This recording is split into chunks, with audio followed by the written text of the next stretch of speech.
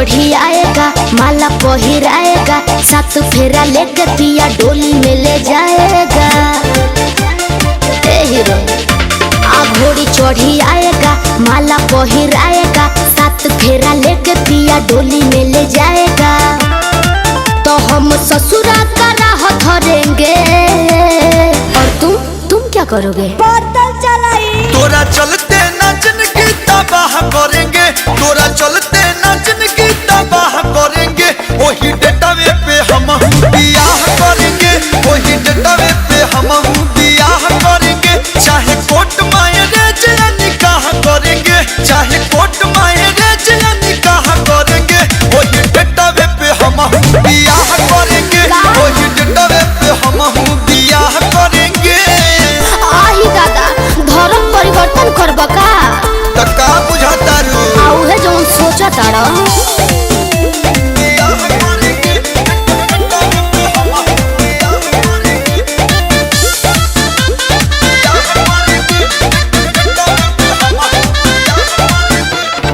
मेरी हो जाएगी दूसरा से शादी, किसको बनाओगे तुम शहजादी? बोलो हो तना पूर्वक ना हेलो सुना दुनिया में बारू का दुलाई की अकेली सेट बड़ी पहले से तो हर सहेली तो उनकी बाहों में आह भरेंगे। तो जला किसको रही हो? अरे पगला तुमको। संगे यो करे ही जीवन निबाह करेंगे, संगे यो करे ही जीवन निबाह करेंगे। वही डेटावे पे हम बियाह करेंगे, वही डेटावे पे हम बियाह करेंगे। चाहे कोर्ट मैरिज या निकाह करेंगे, चाहे कोर्ट मैरिज या निकाह करेंगे।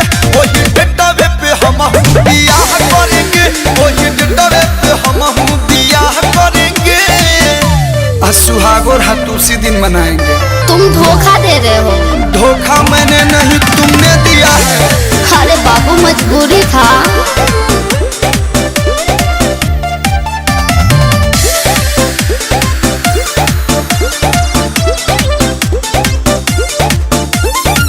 कल्लू जी तुम खाली मुझ पे थे मरते, ना जाने पीठ पीछे क्या क्या थे करते।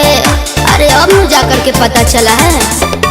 हमको तो छोड़ बनिया सूखी घरनी, जैसी है करनी वैसी ही होगी भरनी। हनु हो अब तेरी न चाह करेंगे तो मुझे भी घंटा फर्क नहीं पड़ता। तो इधर भी हम उससे ही सारा सलाह करेंगे, हम उससे ही सारा सलाह करेंगे। वही डेटावे पे हम बियाह करेंगे, वही डेटावे पे हम बियाह करेंगे। तोरा चलते नाचन की तबाह करेंगे, तोरा चलते नाचन की तबाह करेंगे। वही डेटावे पे हम बियाह करेंगे, वही डेटावे पे हम बियाह करेंगे।